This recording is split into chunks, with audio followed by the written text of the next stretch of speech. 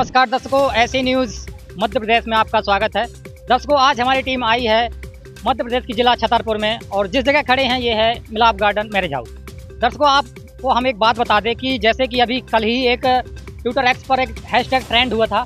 उस हैशटैग का नाम है गुड्डा गुड्डी का खेल बंद करो, सही ढंग से भक्ति करो। आखिरकार ये जो हैशटैग है, इस जब हम इस पोस्ट पर गए, इस टैग पर गए, तो उसमें लाखों की तादाद में पोस्ट डली थी और पोस्ट का उन पोस्टों में ये भी लिखा था कि कांवड़ यात्रा से संबंधित जो भी पोस्टें डली थी, उस चीज़ को हमने जब खंगाला तो पाया कि वहाँ पर कुछ जो धार्मिक चीज़ें वहाँ पर लिखी हुई थी।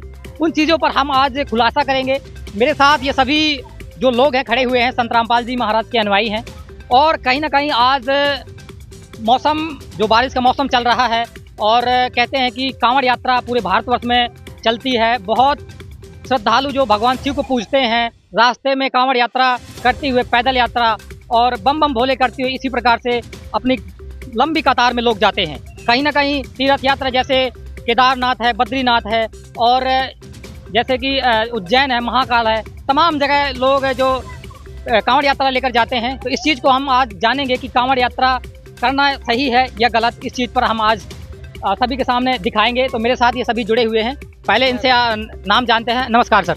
नमस्कार। क्या नाम है आपका? जितेंद्र दास। कहाँ से हैं आप? मैं नौगांव से हूँ। सर, आपसे हम जानना चाहते हैं, जैसे कि अभी इस मौसम में बरसात का मौसम चल रहा है और इस मौसम में कहीं ना कहीं पूरे भारतवर्ष में कांवड़ यात्रा प्रारंभ की जाती है। सनातन एक संस्कृति के अनुसार ये कांवड़ यात्रा प्रारंभ की जाती है।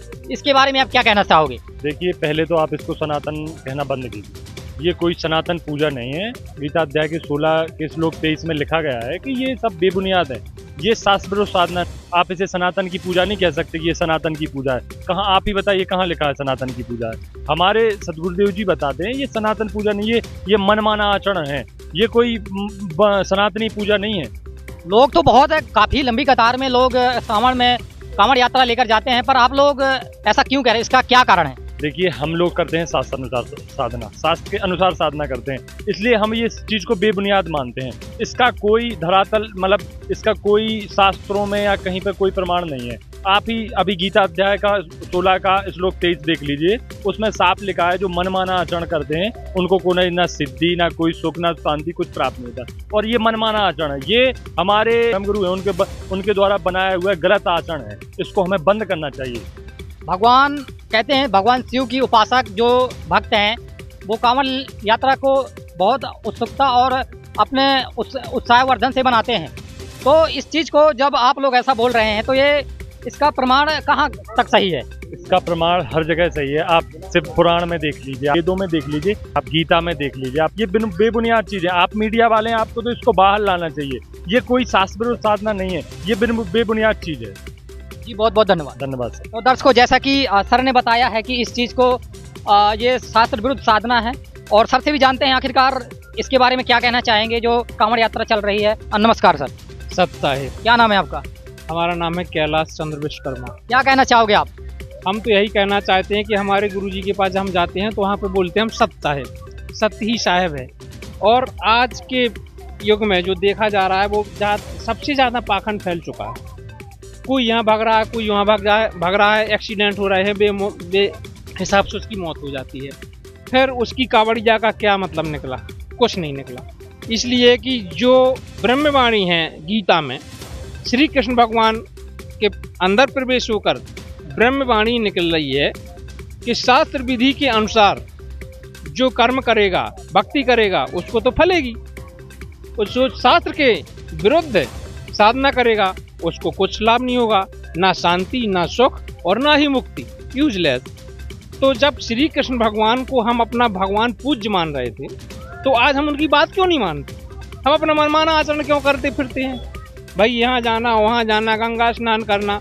गंगा जी में अगर हम तरते होते या मुक्त होते तो इतने मगरमच्छ, इतनी मछली वो उसमें पूरे जीवन व्यतीत करती हैं, वो क्यों नहीं करेंगी?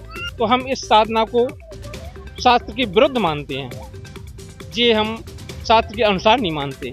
इसलिए गीता अध्याय 18 की 62वें श्लोक में भी श्री कृष्ण भगवान कह रहे कि हे भारत, तू सब प्रकार से उस परमेश्वर की शरण में जा।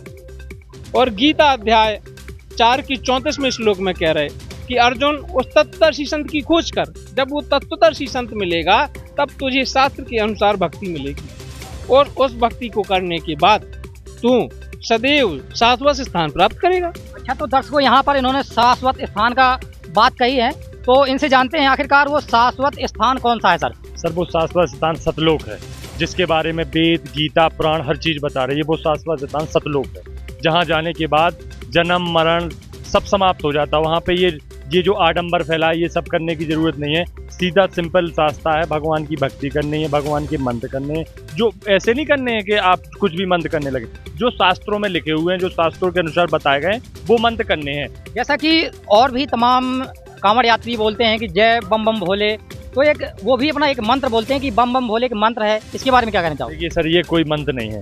आपका जो नाम होगा, अगर हम आप उससे बुलाएंगे तो आप हमारी सुनेंगे। जो आपका नाम ही नहीं है, आप कैसे सुन लेंगे? शिव जी ने खुद बताया हुआ है कि हम इस नाम से प्रभावित होते हैं। हमें शिव जी का वो नाम लेना चाहिए। कोई बम बम डम डम ये करके शिव जी प्रसन्न नहीं होते, या कांवड़ यात्रा लेके पहुंच गए तो इससे होते। जो उनका मंत्र है, उनको रिझाने का जो मंत्र है, वो हमें जाप करना पड़ेगा, तब सब शिव जी प्रसन्न होंगे।